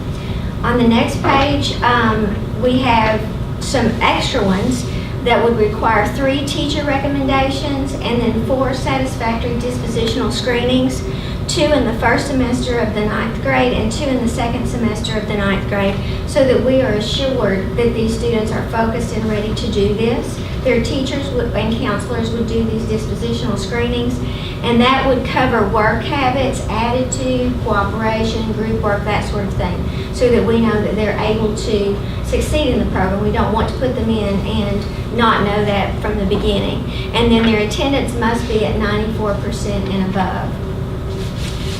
The discipline piece, the prospective student will reflect no evidence of fighting, theft, vandalism, weapons, substance abuse, or disrespectful attitude. So we want to send our best students to ECTC so that they are a good representation of our district. So we would need little to no discipline. Now here are the qualifications or the requirements that Elizabethtown has. Also, they must complete an orientation, they must complete the online application. Then here's their requirement of the ACT benchmarks, and then everything else is encompassed in hours that I showed you at the beginning. So you can see that ours are a little more structured than theirs. If they choose to do this, on the last page of the presentation, then here's what they can attain. So the students already received 2 free courses from the state through the dual credit scholarship. They will pay while they're in high school that same rate all the way through until they are graduated from one of our schools. So during this year, that was $54 per credit hour. So most degrees are 64 hours, some are less, some are 60, some are more at 72. It depends upon which one they choose to pursue. So I took the medium in there, that's the most common. For a 64-hour associate degree, the student in tuition costs would have received $3,000, or their parents are going to have to pay it, but it's at a much reduced rate, $3,456 for that associate's degree. The ATC, our technical college, will also offer dual credit coursework. I'm working with ECTC on that. So some of our ATC teachers are seeking the master's degree. They are tradespeople, and some of them have come in with bachelor's degrees, so those folks are pursuing the master's degree at ECTC. Others are attaining that through an articulation agreement through ECTC. So we're in the process of updating those articulation agreements too, so that our students who are going into a career will also be able to take advantage of this good price and also of this program. All Kentucky post-secondary coursework will transfer in and out of ECTC. So let's say that they're going to get this degree from ECTC, the associate's degree, but let's say they want to take a psychology course online from Western, or they want to take an ag course online from Murray State or Moorhead. Those courses will transfer in to ECTC to help them accumulate the hours they need for their program. And then all ECTC coursework will transfer to any post-secondary institution in the state. And then our all degree programs will offer a plan, program, and guidance information. Our counselors and their counselors will work together. Amber and I will also work with them to counsel them to get them into their pathway similar to a college advisor, so that they know what's coming next and they have a clear outline and their parents are very clear on what's going on at school as well as at college. And then I'm hoping to begin in May or June. We will begin scheduling for the fall, probably in March. We might be a little bit held back because of the state doing course code revisions. That's supposed to be rolled out in January, but you never know about that. So that might put us a little bit behind with scheduling. My prediction is that we will have 10 maybe students at each one of our high schools to start with. That would be what I think. I may be way off from that because I'm just pulling that from what I think from years of experience. So I may be surprised with that. But I hope we have 10 or more that are anxious to do this. So do you have questions or concerns? I need your help. So if you see anything that I need to note or that I need to look at from your point of view, this is the information piece, just the beginning. I have one question. Yes, ma'am. Well, it's not a in the map, it says a 22. Okay, let's say a student, are they entitled to take remedial? Like you do when you register for college and, you haven't hit the benchmark and then you get to take a remedial before you get to the math? Is that a possibility? I'm not sure 22 to that me the is a high scholarship will number. pay for that. But if their parents want to pay for that, then I don't think that's out of the question, but I would have to get clarification on that. Because that may keep some Yes. students back. 'Cause- I agree. Yes, okay.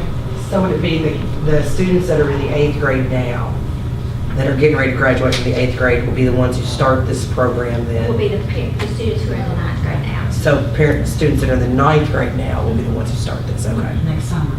Okay. Sounds great. How are the students going to know about this, to know that, to sign up to this? I mean, is it something that's going to be, I mean, will certain students be told, or will all students be told? or All how does this work? students, all Okay. students will be told. They all have advising when they are signing up for the coursework. Some have already started putting in requests at each high school. So when we get this up and going and we get the full structure of it, then all students will be told about it.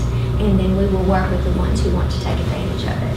Just making sure I understand. So what this will do is, then there will be, if students start this now, when they graduate from high school, they'll have their high school diploma, but they also have an associate's degree Yes, ma'am. If for they're in this less than program. $3,500. Yes, ma'am. There's been a few school districts that the kids literally got their associate's degree handed to them before they ever got their high school diploma. Makes sense. Because they graduate earlier. It's the way of the world. Well, thank you. I think it's great. With this, you're talking about notifying all parents, will this go out, like, maybe in the student, what is that thing? Infinite Campus to our freshmen? Yes, it will go out to everyone, and we'll do newspaper, we'll do public relations all over the But place. you're not to that point. I'm not to that. No, I yet. know you're not, but Yes. I'm just saying, that way everybody will know, all freshmen. Yes.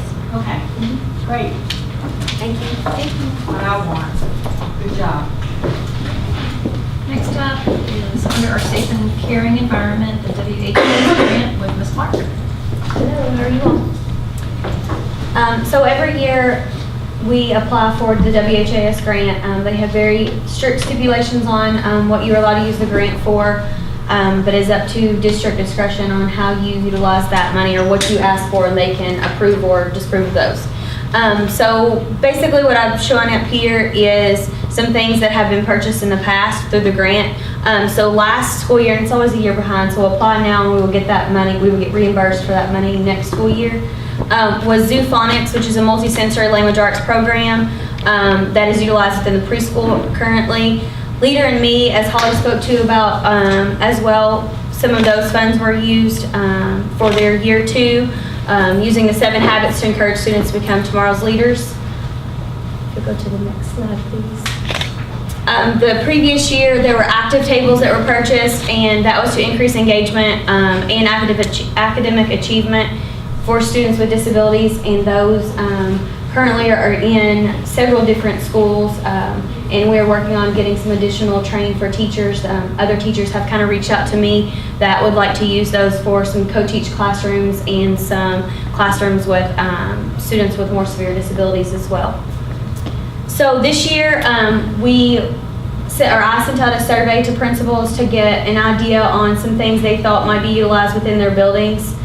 Again, I didn't give them any stipulations. I just kind of said, hey, if you got some money, what might you do with it?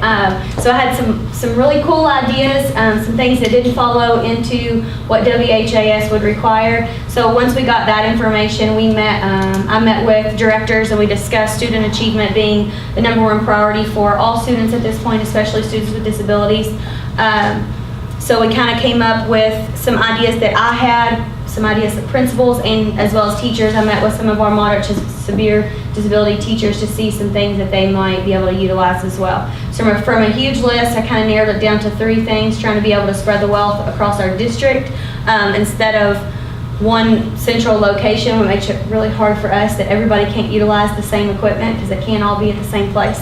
One of the first things was an ILS program, and I actually talked with an OT that is not in our district that utilizes this with some students.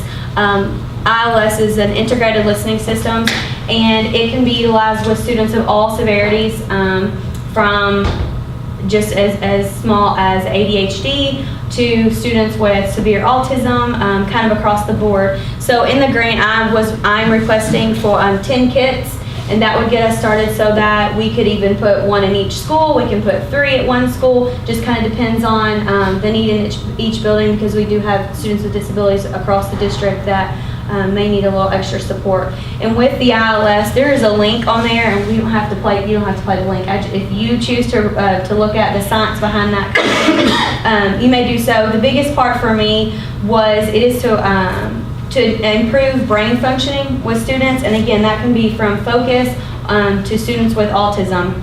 So again, it talks about the science behind it and what it can do for students. Really, it's looking at movement involved with listening systems and getting both sides of the brain working at the same time, kind of thing, to hopefully increase focus and attention and those kinds of things in the classrooms. The next one is functional skills and curriculum. So Project Discovery, the district has purchased, I think 2, or maybe they were in a pilot program at one point, to get those programs. And basically this would provide students of, again, all levels the opportunity to look at careers and skills that they may be able to utilize outside of the school.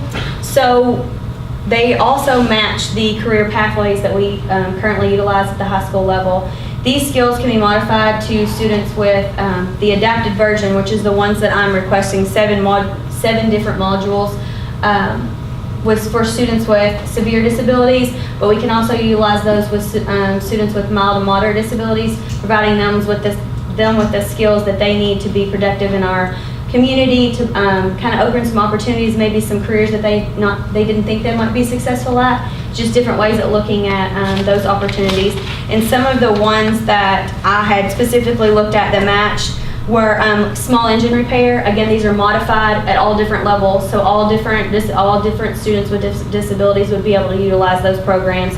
And again, we have all levels, and we have those things that offer at the high school currently. Carpentry is another one, health and nutrition.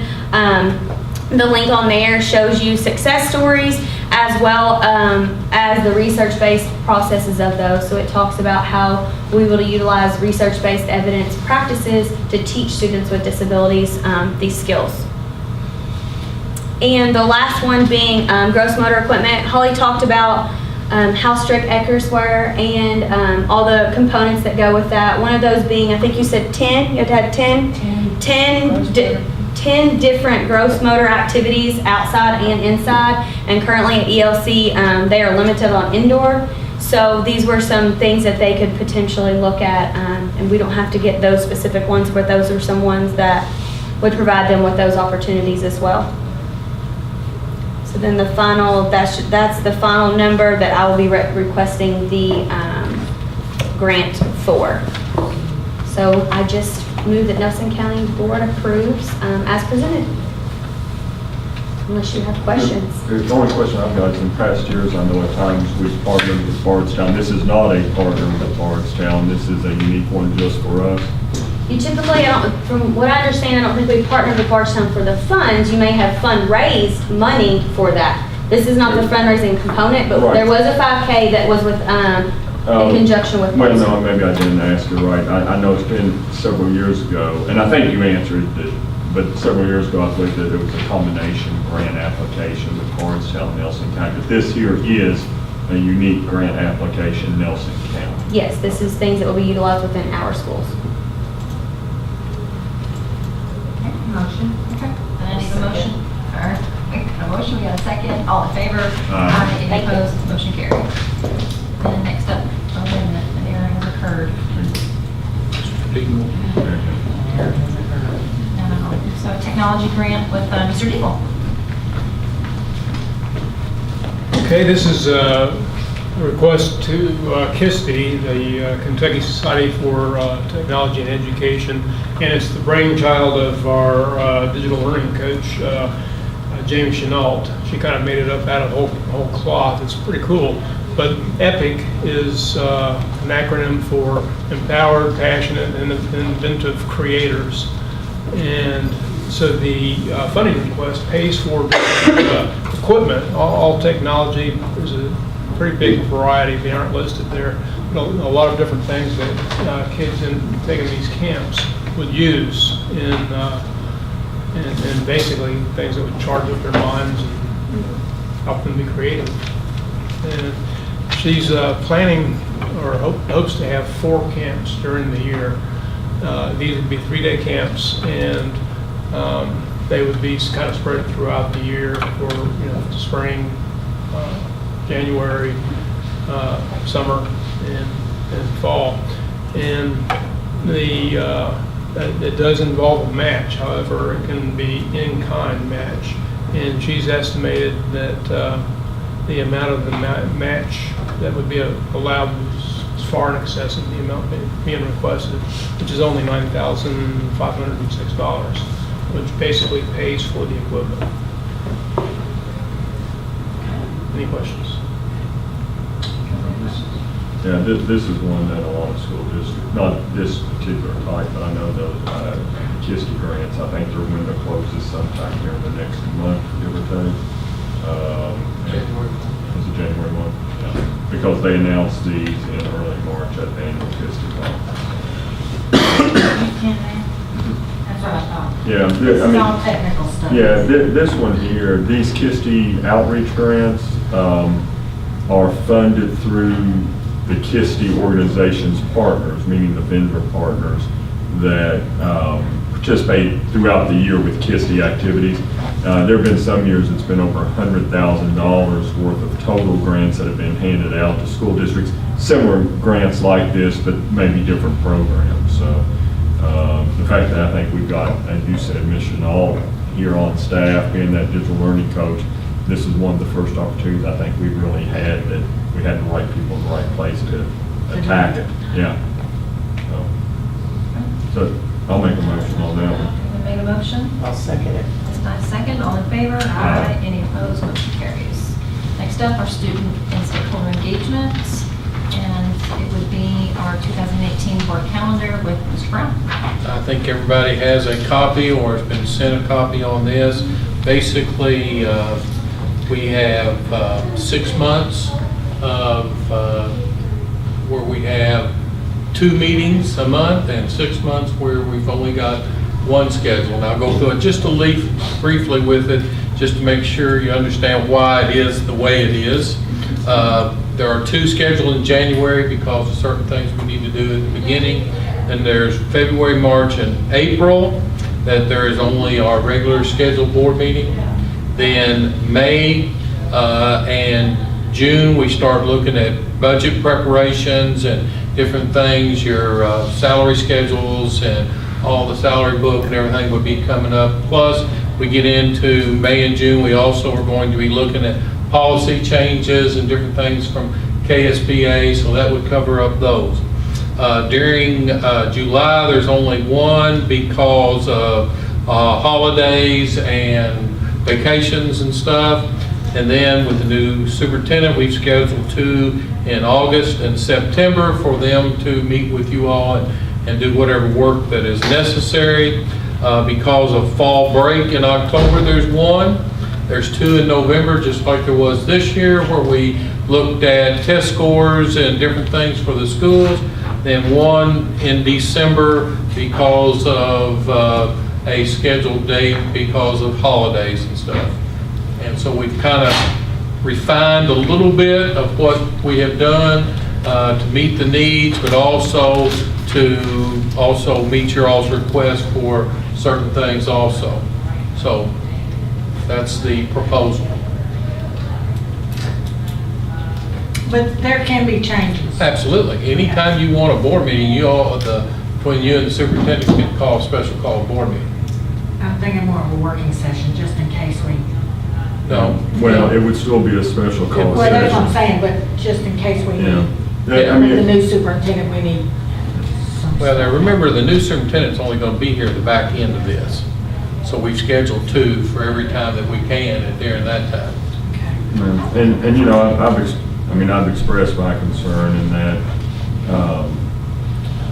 we can always end up canceling meetings if a working session isn't needed, which we have in the past, versus if we do add meetings, then it does become a special call meeting like what you were thinking about there, which then does make it a very defined scope, which is okay, a very defined scope like today's special call meeting of what we can address.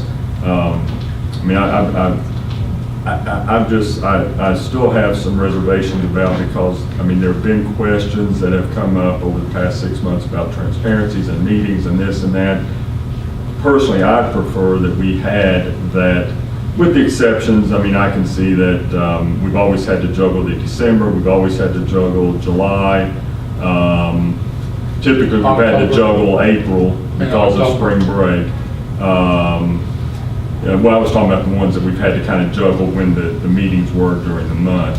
That being able to have those meetings there so that we can have that work session discussion in the open environment, even in the upcoming spring half of the year, because we're going to have this board plus whoever the fifth member is that's appointed by the commissioner during that January, February, March, and April timeframe are going to be having the discussions based upon recommendations of the search committee of who to interview and who to be looking to hire for the next superintendent. So I don't think that will affect us.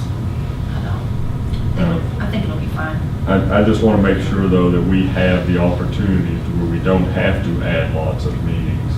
But if we need them, we have the option to put them We in do. there. So We I don't do. think And you are going to have several special call meetings during March and different Which things. we will specifically for the superintendency. That's right. Yeah, and I'm not saying this because it's the way that's always been done in the past. I've heard other boards at the KSBA conference this past weekend, a board member who was a relatively new board member, I assume by the way that she was asking a question in whatever district she was in, that they seem to have just a lot of one meetings a month and decisions are already made by the time that meeting occurs versus the discussions that happen during the board. How do they make decisions? I don't know, and I don't want to make an assumption based upon the one thing that person said. But we don't do that. I mean, We don't, but also historically, We don't, but it gets done. But also historically, we've had lots of discussions during work sessions where we've had that opportunity to pose questions back, whether it was Mr. Hawkinsmith or whomever, and say, I know there have been times with policies that I can remember, Ms. Berry, you said, I don't like that wording at all. Go back and bring us something different. And being able to have that work, again, that's just my opinion, being able to have that work session, that public work session to have those kinds of discussions so that we can mull on it between then and the 2 weeks later typically when the regular session occurs. but I think that's how they've tailored the working sessions to be able to accommodate that, so that when we do have those policy changes and they're presenting that stuff to us, then we do have the months where we have the working session and the regular session. Right, and then the policy one is the exact example of that. I'm just talking about in the other months, is it valuable to have that work session already scheduled that we can cancel, but that work session is already scheduled so that if we need to have discussions, pose questions about things that will be discussed and voted on during that month, instead of it just being on that 1 month having one meeting, and that is the one meeting for the month where everything occurs. Well, but we do have the option to table things, right? The thing is, if we have them scheduled and then we don't have them, then it looks like we're hiding something. Why don't you need your meeting? Why is your meeting canceled? Instead of coming twice a month and hearing the exact same thing for 2 hours on Tuesday and hearing the exact same thing on 2 hours on Thursday, Right. I don't see the Well, benefit. and I can see your point there, and I can also, I think the reverse of that can occur as well. So you already made the decision without having open discussion if you came to a regular session and you voted on it. And that's just, again, that's just me, that's Sure. personal Yeah.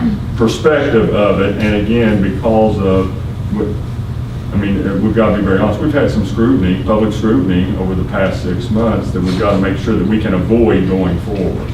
And the more sunlight we can shine upon those meetings, I think it's always to our advantage. But again, I mean, it's the body politic making that decision.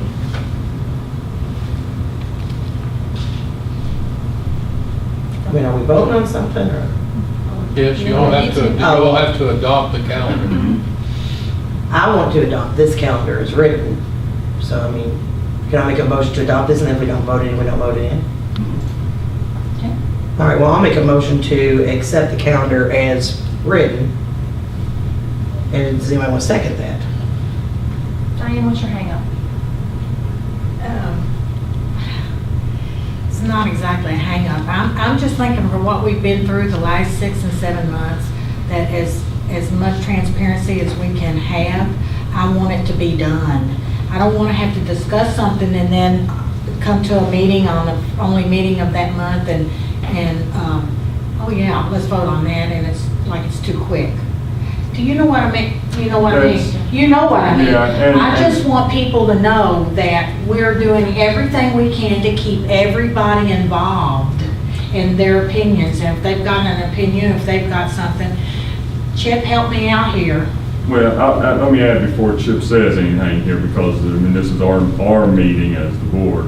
I reflect back upon, and I think he was still on, maybe still on the board whenever you were first elected, Ms. Breen, Nikki Raker, who... Yes, Nikki Who, was on. yeah, who has, I mean, I got a lot of respect for Nikki, his years of experience in public service, his father's experience, years of experience. And one thing I can remember that Nikki would share a lot during our regular meetings, there would be times when it was a lot of the Thomas Nelson change requests, that we would be very quick to approve those at the regular meeting.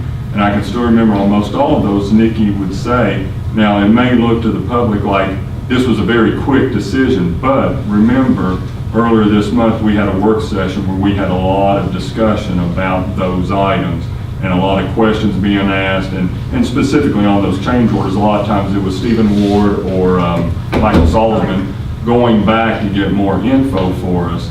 And I think that kind of aligns with what you're saying. I understand the argument that if you have a meeting and you cancel it, then there can always be that question of, well, is there something being hidden? I think the same argument, and which is what I believe you're getting at, the same argument can be had in reverse. If you're not having those typical public work sessions, something that is happening consistently throughout the year, there can be that question as well of, are there decisions being made that weren't being made with good public discussion about them? There's no real legal implication. It's more of a matter of your preference, as if you prefer to meet more or not.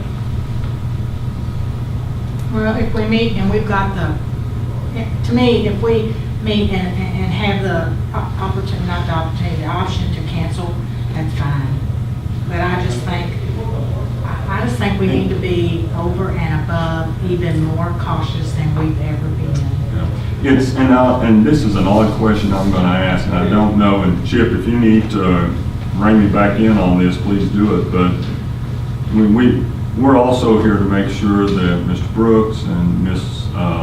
Good, although now it's a different last name, I can't remember. Emerson?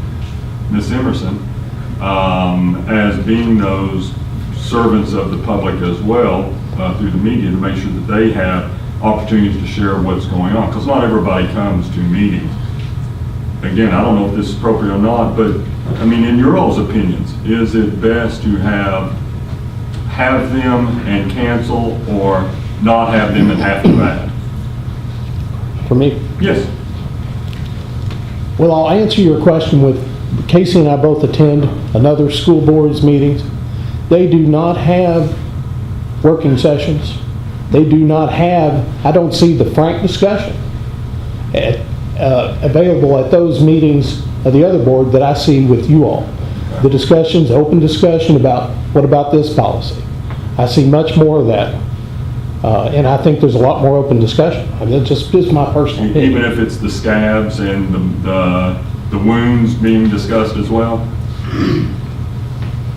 No, I understand you're in an awkward spot. No, you don't have to. So when they have their meetings, and they bring up something, and do they table anything and say? They will have a discussion about it. Yeah. But I've never seen the level of discussion at those meetings, at least that I've seen, that I have witnessed covering the Nelson County School Board. But if The work session seemed to be the opportunity to really ask those questions. But if they question something, have you seen them say, well, we'll bring the information back to you next month? The following month, yes. And we do that as well too. Sure. There are times we've tabled, there were some job description changes or that we Well, we're said gonna have that table. personnel, the student handbook re-looked at too, so I'm just telling you. And that, again, that's always, They can tailor that stuff around the work sessions that are scheduled. Well, if you look, That's what I'm saying. this is a compromise Yeah. schedule.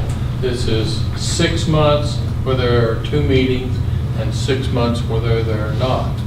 It was my attempt to reach a compromise from the 2 angles of the board members on what they wanted. And so, I mean, you're right, you can schedule 2 every month and then cancel them, or you can schedule we 12 can schedule today. 1 every month and add them. Yes. Okay. So this is basically a compromise that meets in between. That's fine. So if you schedule 2 every month, okay, and then you decide that that first one would be the working session, Well- would be canceled. Well, I mean, I don't know how many times you would do that. I can't, foresee what that would go on.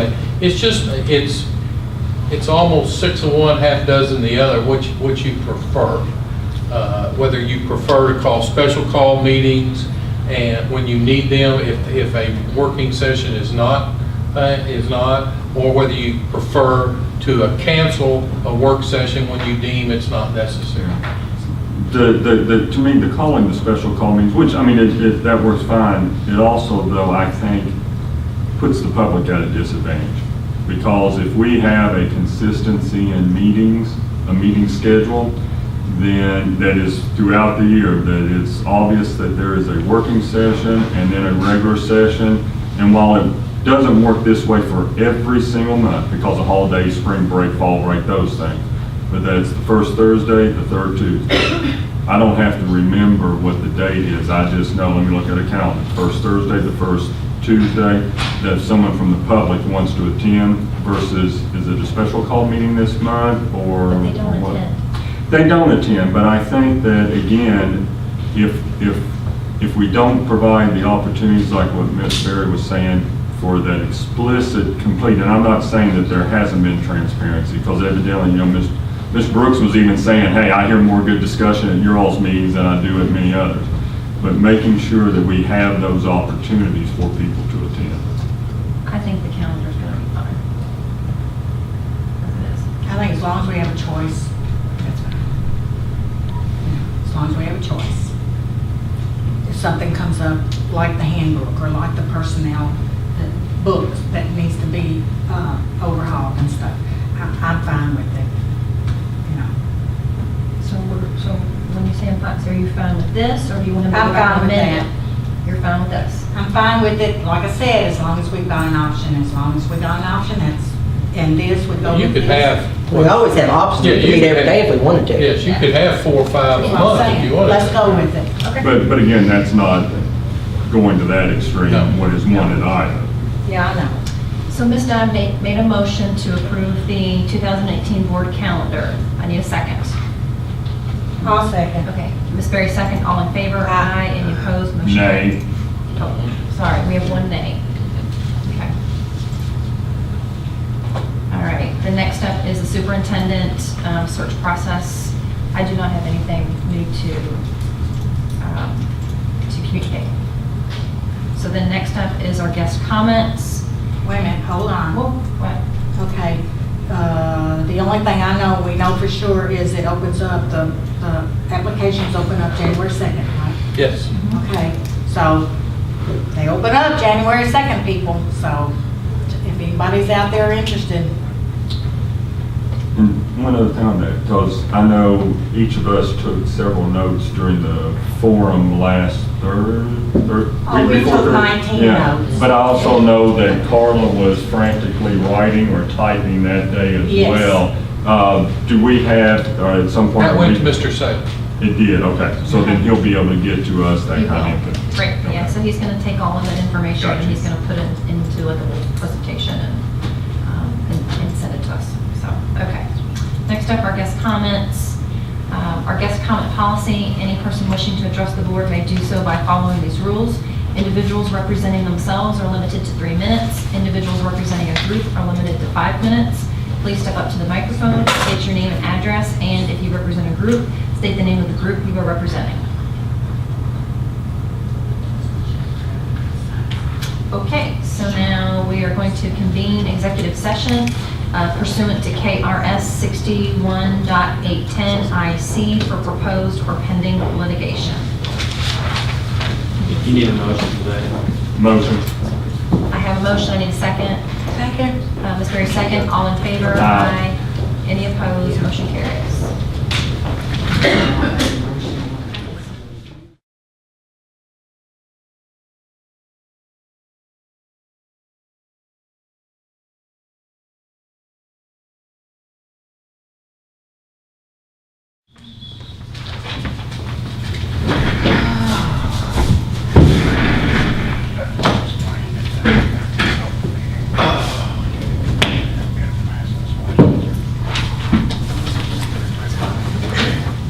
Okay. You ready? Okay, then I'll need a motion to reconvene regular session. Just wanted to make note that Miss Rebecca Dye is not here. She had to leave, but we still have a quorum in place. Motion. All right, Miss Berry made the motion. Second. Mr. Jackie second. All in favor? Aye. Any opposed? Motion carries. So now I'll need a motion to approve the amended agreement as presented, correct? And I'll be glad to explain Oh, a sorry. little bit. Just, as you know, folks had made a complaint to the OEA about what they thought was objectionable in regard to